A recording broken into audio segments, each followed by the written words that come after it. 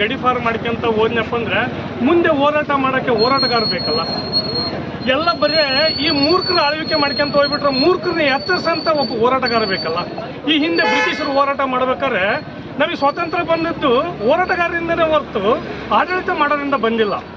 ಈ ಹೋರಾಟಗಾರರಿಂದನೇ ಇದು ನ್ಯಾಯ ಸಿಗ್ತೈತಿ. ಇವತ್ತು ಅನ್ಕೊಂಡಿರ್ಬೋದು ಈ ಧರ್ಮಸ್ಥಳದಲ್ಲಿ, ಬೆಳ್ತಂಗಡಿಯಲ್ಲಿ, ಉಜಿರಿಯಲ್ಲಿ ಮಾತ್ರ ಸೌಜನ್ಯನ ಧ್ವನಿ ಎತ್ತೈತಿ ಅಂತೇಳಿ. ಪ್ರತಿ ಮನೆಯಲ್ಲಿ ಯಾವ ತಂದೆ ತಾಯಿ ಹೆಣ್ಣು ಎತ್ತನೋ, ಯಾವ ಮಗ ಹೆಣ್ಣಿನ ಹೊಟ್ಟೆಯಲ್ಲಿ ಹುಟ್ಟೇನೋ, ಯಾವನೋ ಒಬ್ಬನ ಮೂರ್ಖ ಹೇಳ್ಬೋದು ಸೌಜನ್ಯನ ಬಗ್ಗೆ ವಿರುದ್ಧವಾಗಿ ಹೇಳ್ಬೋದು. ಸೌಜನ್ಯ ರೇಪ್ ಆಗಿ ಆ ಹುಡುಗಿಗೆ ನ್ಯಾಯ ಸಿಗಬೇಕಂತಂದೇಳಿ ಹೆಣ್ಣಿನ ಪೂಜೆ ಮಾಡೋಂಥ ಪ್ರತಿಯೊಬ್ಬ ಗಂಡನು ಧ್ವನಿ ಎತ್ತೇನ.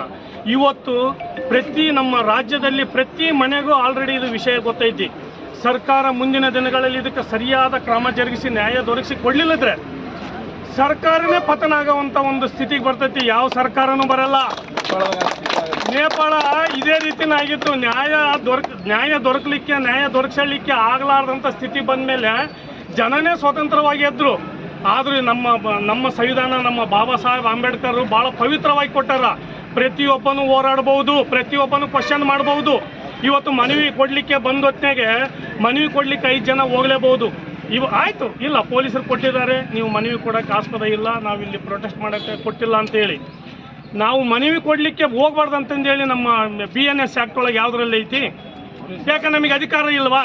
ಈಗ ನಮ್ಮ ಮಗಳು, ನಮ್ಮ ತಂಗಿ, ನನ್ನ ತಾಯಿ, ನನ್ನ ಅಕ್ಕ ತಂಗಿ ಈ ಸ್ಥಿತಿಯಾಗ ಐತೆ ಅಂತಂದೇಳಿ ಯಾರು ಅನ್ಯಾಯಕ್ಕೊಳಗಾದ್ರೆ ಬಂದು ಯಾರಿಗೆ ನ್ಯಾಯ ಬೇಕಂತಂದೇಳಿ ಹೋಗಿ ಮನವಿ ಕೊಡೋಕ್ಕಾಗಲ್ಲ. ಆ ಮನವಿ ಕೊಡೋದು ಸಮೇತ ಈ ರೀತಿ ಕೂಗಿಸ್ಬೇಕಾ? ಇದು ಹಿಟ್ಲರ್ ಆಡಳಿತ ಬೇಡ. ಸರ್ಕಾರ ಒಳ್ಳೆ, ನಮ್ಮ ರಾಜ್ಯದಲ್ಲಿ ಒಳ್ಳೆ ಮುಖ್ಯಮಂತ್ರಿ ಅದಾರ ನಮ್ಮ ಸಿದ್ದರಾಮಯ್ಯನವರೇ. ನಮ್ಮ ರಾಜ್ಯದ ಜನರ ಪರವಾಗಿ, ನಾವು ಎಲ್ಲರ ಪರವಾಗಿ ನಿಮ್ಮನ್ನು ಕೈ ಮುಗಿದು ಕೇಳ್ತೀವಿ. ಇದು ಸೌಜನ್ಯ ವಿಚಾರನ ನೀವು ಗಂಭೀರವಾಗಿ ಪರಿಗಣಿಸಿ ಆ ಸತ್ತರ ಅಂತ ಹುಡುಗಿಗೆ ನ್ಯಾಯ ನೀವು ದೊರಕಿಸಿ ಕೊಡಲೇಬೇಕು. ನೀವು ನ್ಯಾಯ ದೊರಕಿಸಿ ಕೊಟ್ಟಪ್ಪ ಅಂದ್ರೆ ಈ ಅಣ್ಣಪ್ಪ ಮಂಜುನಾಥ ಸ್ವಾಮಿನ ಯಾವ ರೀತಿ ನಾವು ಪೂಜೆ ಮಾಡ್ತೀವೋ ನಿಮ್ಮ ಮುಂದೆ ಅದೇ ರೀತಿ ಪೂಜೆ ಮಾಡ್ತೀವಿ ಅಂತಂದೇಳಿ ರಾಜ್ಯದ ಜನತೆ ಪರವಾಗಿ ನಿಮಗೆ ಕೈ ಮುಗಿದು ಕೇಳ್ಕೊಂತೀವಿ.